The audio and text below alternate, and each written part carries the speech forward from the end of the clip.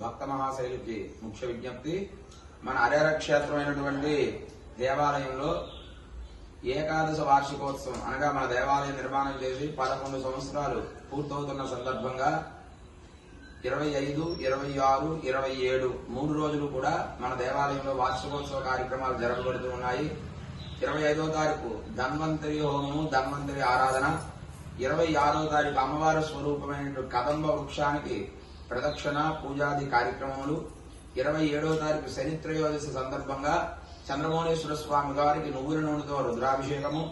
ఆ తదుపరి సాయంకాలము శివపార్వతుల కళ్యాణ కార్యక్రమం జరపబడుతుంది. కాబట్టి భక్త మహాశైలి 50 మంది కూడా విచ్చేయవలసిందిగా విజ్ఞప్తి చేయుచూ ఉన్నాము. స్వస్తి.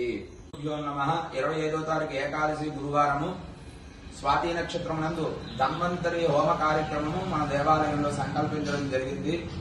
ఆరోగ్యం కోసము, శరీర రోగ నిరోధక శక్తికి ధన్వంతరి హోమం చాలా విశేషమైనది. సాయంకాలము ధన్వంతరి హోమము, తదుపరి లక్ష్మీ నరసింహస్వామి హోమం జరుగుతుంది. పాంప్లెట్ లో ఉదయం అన్నాన్ని కార్యక్రమం పెద్దదిగా ఉండడం వల్ల ఉదయం హోమం జరగబడదు. సాయంకాలము ధన్వంతరి హోమము, లక్ష్మీ నరసింహస్వామి హోమం జరుగుతుంది. ఆ రోజు ఉదయం విశేషముగా ధన్వంతరి స్వామి వారి యొక్క ఆరాధన జరగబడుతుంది. కాబట్టి ఎవరైనా ధన్వంతరి హోమంలో పాలు పంచుకునే వారు నన్ను సంప్రదించవలసిందిగా మీకు తెలియజేస్తూ ఉన్నాను. 26వ తారీఖు జ్యేష్ఠ శుద్ధ ద్వాదశి చాలా విశేషమైనటువంటి రోజు. శంకరాచార్య స్వామి వారు కైలాసం నుంచి సౌందర్య లహరిని తీసుకుని వచ్చినటువంటి రోజు. అటువంటి పర్వదినం నాడు మన మాంగళ్య గౌరీ మాతకు ఉదయాన్నే 6 గంటలకు పంచామృతాభిషేకము.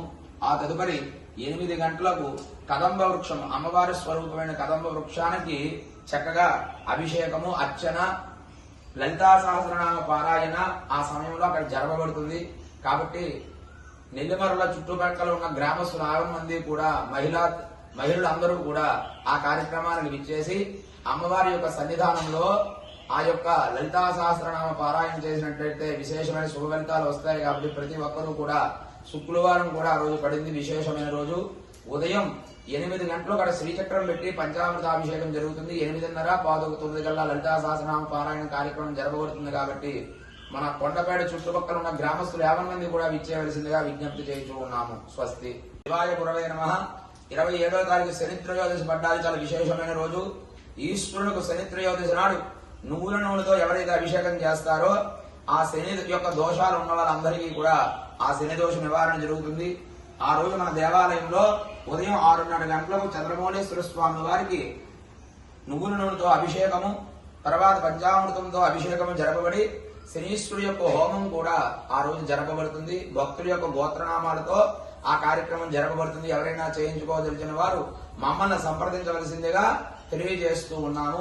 ఆ రోజు సాయంకాలము 5:30 గంటలకు శివపార్వతుల యొక్క కళ్యాణం కూడా మన దేవాలయంలో జరపబడుతుంది. కాబట్టి 50 మంది విచ్చేయవలసిందిగా కోరుచూ ఉన్నాము.